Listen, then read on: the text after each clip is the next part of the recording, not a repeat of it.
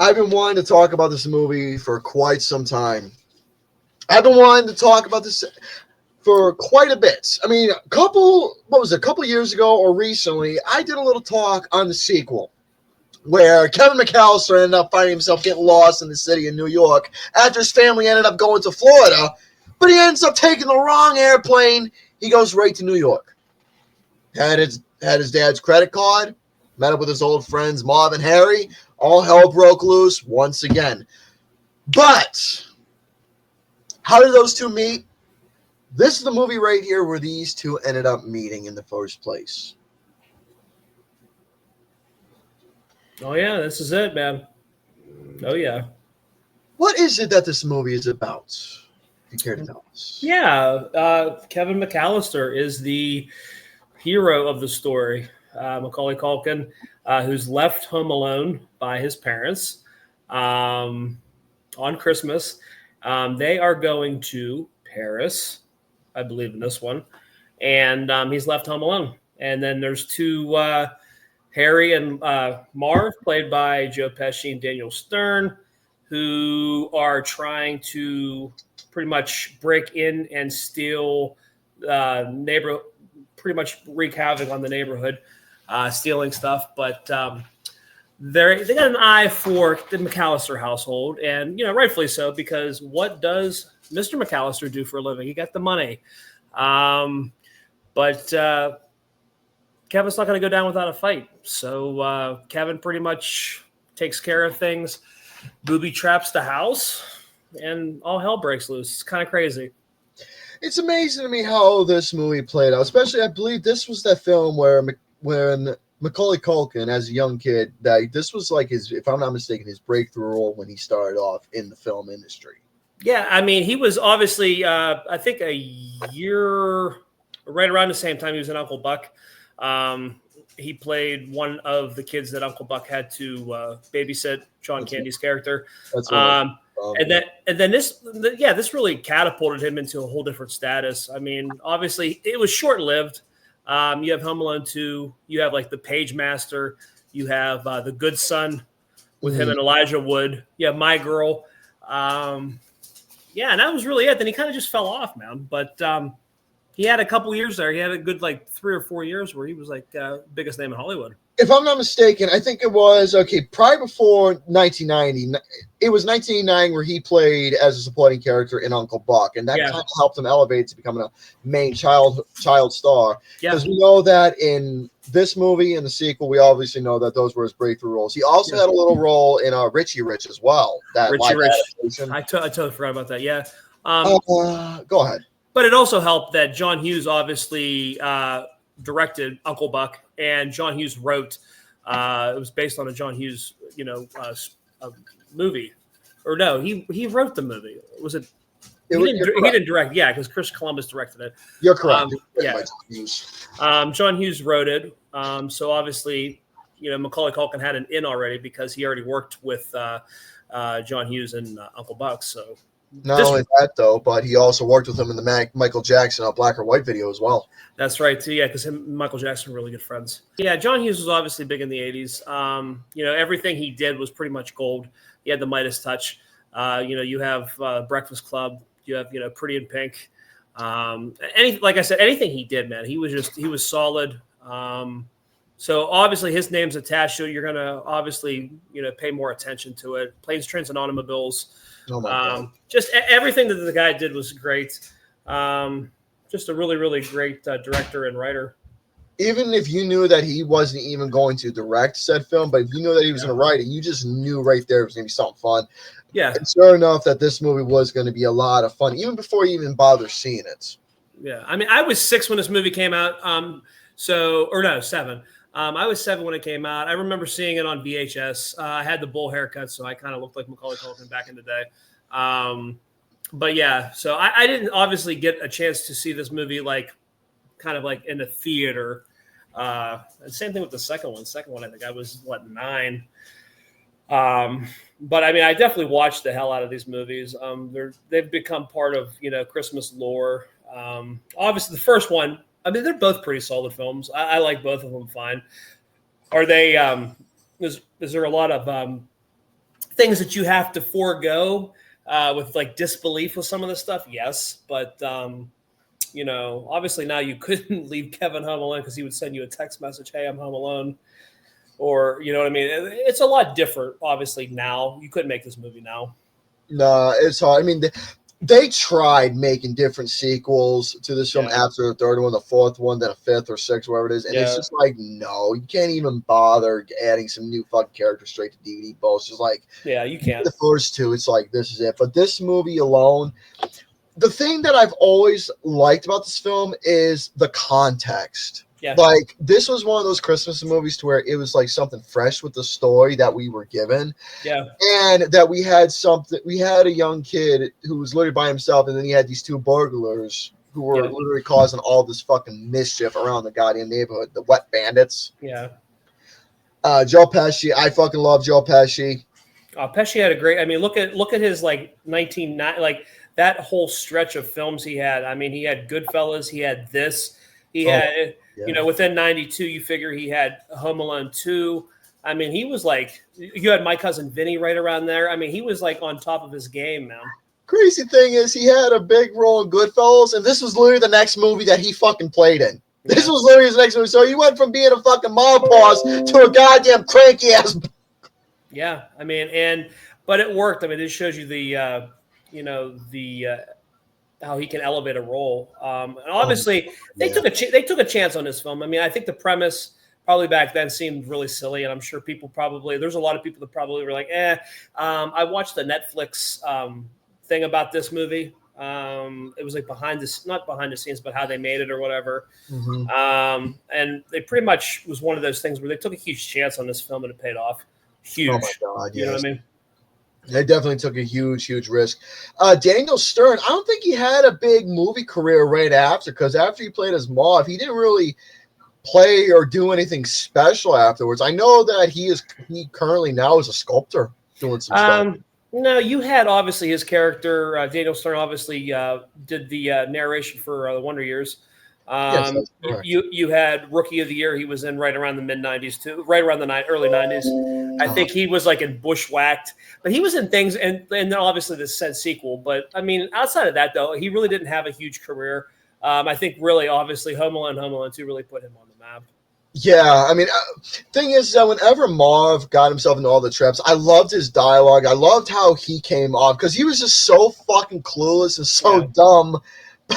He was always the one who got in trouble, even though Harry was trying to tell him to shut up and everything. But Marv was that fucking dickhead. And I thought he was hilarious. But both of them played well off each other. I think that's why their on-screen chemistry and combating obviously Kevin McAllister, I think really just kind of elevated the whole entire, Joe Pesci and Daniel Stern, the camaraderie that they had. I mean, the Wet Bandits, I mean, they just play perfect off of one another. Like it was kind of like it was kind of like the 1930s slapstick thing that was going on, kind of like what Albert and Costello would do. It was kind of like a whole slapstick type routine that was going on. And I really like that physical element, especially later on when they were getting the booby traps. That physical comedy is just classic stuff like that, tossed into like around the 90s. And just like Chevy Chase in Christmas Vacation, same thing. That physical slapstick comedy that obviously like Three Stooges and stuff like that.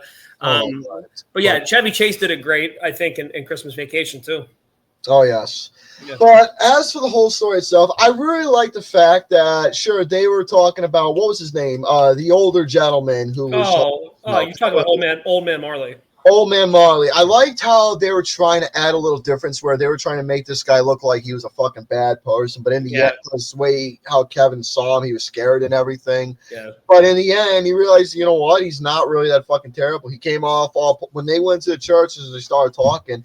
I really liked how those two were literally talking like adults. Yeah. He wasn't looking at Kevin like a kid, and Kevin wasn't looking like him like he's some creepy old man. They were talking like proper mature adults right there, like understanding who they are, like what Kevin's background is, and he's trying to help him with that, and vice versa, and how they're just talking to each other and just shaking hands, like being polite with one another. Yeah, just like even like giving like life lessons to old man Marley's talking about how his son was mad at him and how he doesn't really want him around, and Kevin tries to play it cool and say, I'm sure that the granddaughter misses, presents and stuff like that. I think you should just call. And then, Marley was afraid that, what if he hangs up, or what if he doesn't want to talk to me, but at least try. I like that because you really get a human side to Kevin and Marley, old man Marley, which I like the whole Christmas Carol reference to. Mm-hmm. Because you think of him as a sinister character. Buzz is telling a story about how he has like the bodies of like all these people, the mangler or whatever he was known as, and when he's salting his driveway or whatever, that's where he hides the bodies and this and that. And it's crazy. It's crazy, but it's like you have to think in terms of child, like, oh boy, that's gonna be like kind of spooky. And that's why, Kevin has that whole entire thing where he's so scared of old man Marley, and this guy's the sweetest guy. But again, it's judging a book by its cover. It's the same thing that he does in the second one with the pigeon lady. You know what I mean? So yeah. I'm not afraid anymore. I said I'm not afraid anymore. He goes, and he fucking runs right back in the goddamn house, acting all. Just the little things like his grown-up thing, going grocery shopping by himself. I like the little things that were tossed in there. Sure, everyone remembers, the funny quotes, the funny scenes with Angels with Dirty Faces where he's eating ice cream, and everyone remembers that. People always thought that was a real fucking movie, but that was literally something made for that film alone. And I was thinking to myself, you know what? For that film alone, Angels with Dirty Faces, if that was a real movie, I would have loved to have fucking seen like the real actual picture. But that was custom for that. I think, that was really fucking creative. 100%. But not only that, though, but not just showcasing that, but also where he's fucking climbing Buzz's shelf. Shelf. And obviously it just completely collapses. He's going through all of his stuff. Fireworks. You see a Playboy magazine he's looking at. Buzz, your girlfriend. Wolf. And, just like little things, man. He, he's the man of the house. Like he says, he just kind of like takes this time to kind of do the things that he obviously wouldn't be able to do. Oh my God, yeah. But Chris Columbus, though, he didn't really he did some other films. He did this. He did Home Alone 2. He also did Mrs. Doubtfire. He also did the first 2 Harry Potter films. And he also did the Christmas Chronicles 2. Oh, nice. Yeah. Forgot all about that. But yeah, Mrs. Doubtfire, another really good classic. And he almost did Christmas Vacation, but him butting heads with Chevy Chase obviously led that to go somewhere else. Yeah. But Home Alone, this is one of those movies to where it is just nothing more but a fucking Christmas, one of those Christmas traditional films that everyone will just literally grab the videotape, pop it in, have some good laughs, enjoy the fucking slapstick buddy comedy between the two burglars. Yeah. How Kevin's able to come up with these little pranks and not only scam these guys, but also be able to protect his house. Yeah, 100%. And that whole situation alone. I mean, those guys were just, not only were they fantastic, but literally. Then you have John Hughes, obviously, did the score for the film. That is correct. John Hughes is great at anything, obviously, but his score is great. That end scene with old man Marley hugging his granddaughter and his seeing his son, I think is really touching. I think it's a perfect way to end it. And obviously, they basically kind of do that almost sort of kind of with the pigeon lady in the second one. But I think like we said, it's just that human touch, that human interaction between characters. I think that Macaulay Culkin has just a knack for at that age. And I think that's why it really drives this film. I think that, I don't think Home Alone could have been as successful if the kid's not believable, if you don't like the kid, this movie falls flat on its face. You know what I mean? Yeah. So I think it helped that, Kevin had a personality. Yeah. He had a personality in this film. And Home Alone, when I saw this movie, I gave it a solid 4, man. Solid 4 for me. I love this movie. I think it's like a perfect Christmas film. Obviously, like I said, it came out when I was like 7. This movie's been in steady rotation every Christmas, along with Christmas Vacation. Those are my 1-2 punches. Anything else, obviously, I'll watch, but like those are the 2 that I have to get. You got to get those in for Christmas time. It's almost a necessity, like Planes, Trains is for Thanksgiving. Right. You know what I mean? So. Christ almighty. Well, Home Alone, like I said, the movie itself is a fun time to watch. It is definitely one of those films where you'll enjoy the slapstick, you'll enjoy the story, the personalities involved. The traps. I mean, like all the traps, the booby traps. The booby tracks, the running gags. Oh my God. It's creativity at its finest with this film. Oh, for sure. And to think like, a kid's coming up with tarring the stairs and putting a needle on the, like, obviously, yeah. And like I said, there is a, the believability sometimes is like, when he see the nail there, yeah, but he's stupid. So you kind of put passes on different things, and that's why the story works. Yeah. So to me, like I said, it's a fun film. You can watch it when it's not even Christmas. That's the other thing that's great about it too. Crazy. That's crazy, man. Well, I think that's gonna have to do it for this little talk here. So before I tune out and wish everybody Merry Christmas of this new romantic Christmas that's being brought to everybody, I decided I'm going to be kind enough.